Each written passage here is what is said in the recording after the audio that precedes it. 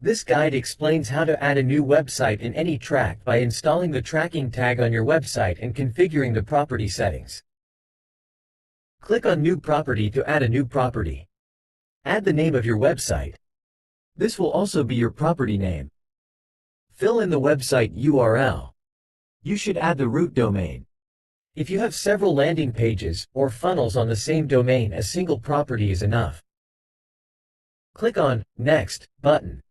On the following screen, you'll get the tracking tag. Click on the tracking code to copy it in your clipboard. Add the tracking tag to your website head section or using Google Tag Manager. Once you've published your website changes, visit your website to trigger a page view. Verify that the tracking tag is successfully installed. Validation happens in near real time. Click on Settings to adjust your localization settings such as time zone and default currency. We recommend selecting the time zone that matches your ad account settings. Update the currency settings. AnyTrack will convert any revenue received from your integrations into your base currency.